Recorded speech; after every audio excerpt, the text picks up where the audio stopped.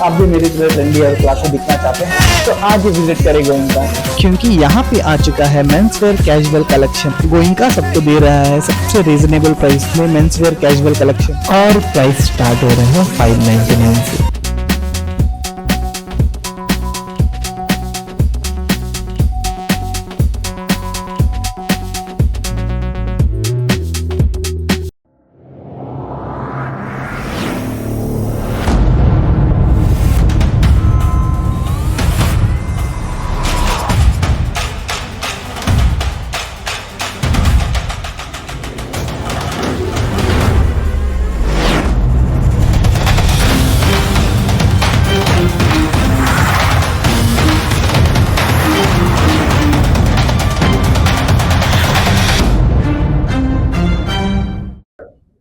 आज हमारे बीच union minister जो फिशरीज, एनिमल हस्बेंड्री और माइनॉरिटी अफेयर्स के हैं वो अंडमान आए हैं।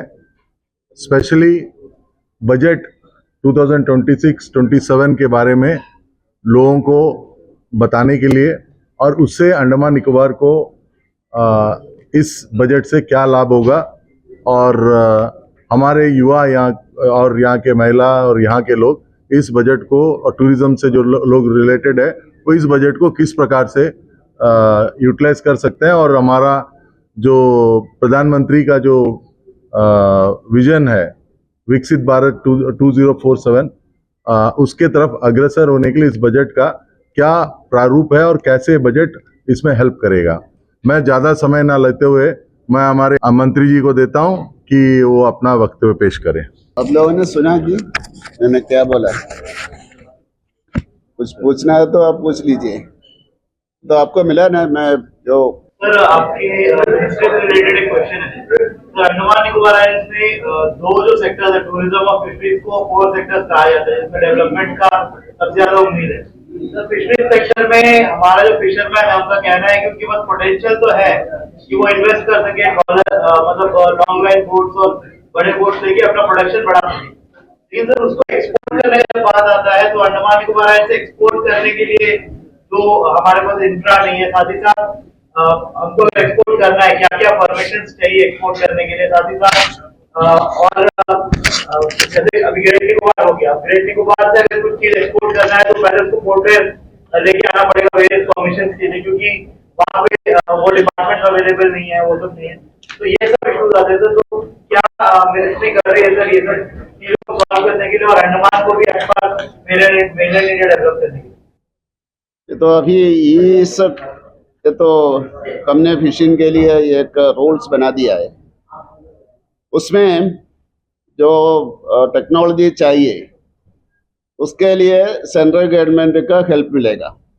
जो वेसल्स है, शिप्स है, मैकेनाइज्ड है, प्रोसेसिंग के लिए उसमें भी प्रोसेसिंग होता है।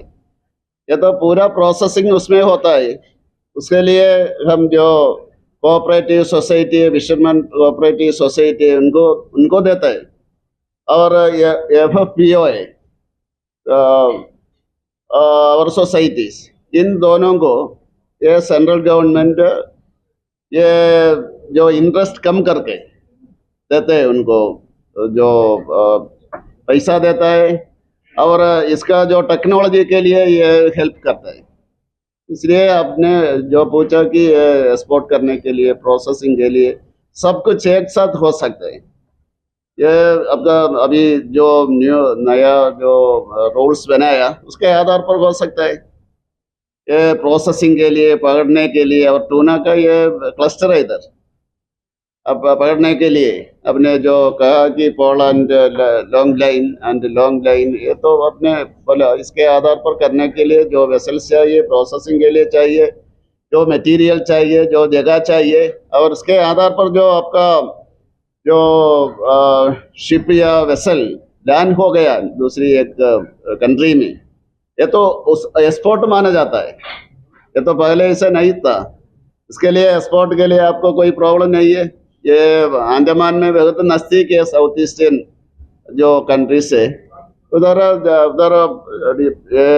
जाके देने से ये एक्सपोर्ट माना जाता है। और पकड़ के इधर आने के लिए कोई कस्टम्स ड्यूटी नहीं है। ये तो पार्ट के ये सेट से पार्ट के जो आप लोग इधर आने से कोई कस्टम्स ड्यूटी फी नहीं है। इसलिए मैंने ये जो बिजनेस पीपल इधर बैठे थे उनसे ये तो हमने ये हेल्प मांगा है कि इसके लिए उनका इन्वेस्टमेंट चाहिए, प्राइवेट सेक्टर में कर सकता है। और जो और हमारा जो फिशरीज जो फिशरमैन है उनके लिए ये खुद हम दे रहे, पैसा दे रहे और जो इंटरेस्ट कम करके दे रहे। सर जैसा आपने फिशरीज सेक्टर में सारे बिजनेसमैन को बताया कि आपको इन्वेस्ट कीजिए फिश के लिए और आप फिश पकड़िए वो भेजने के लिए एक्सपोर्ट प्लस आपका प्रोसेस में जो फिश है तो भेजने के लिए।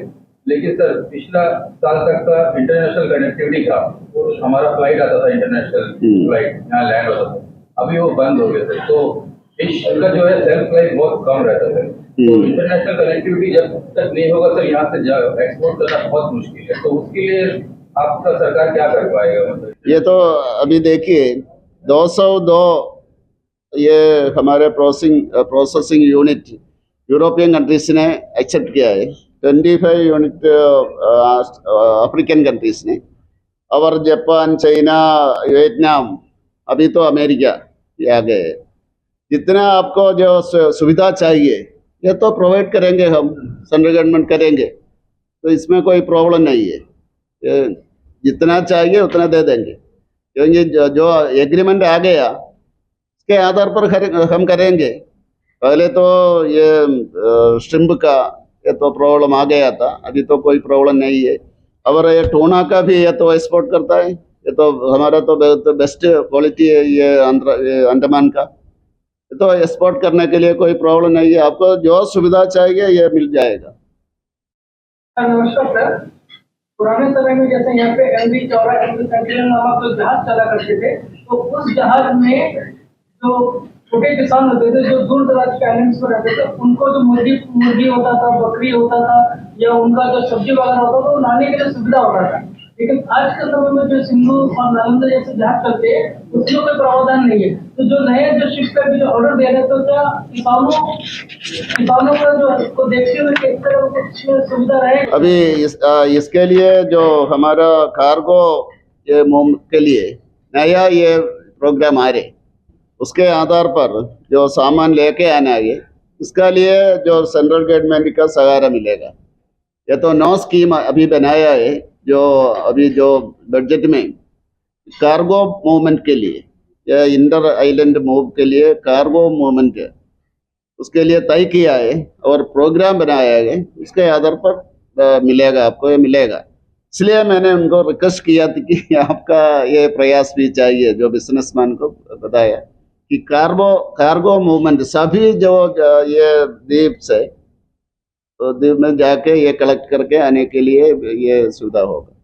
और किसी का कोई प्रश्न? तो हम लोग मंत्री जी का हवाई जहाज है 2 बजे, तो हमारा आपसे बहुत बहुत धन्यवाद।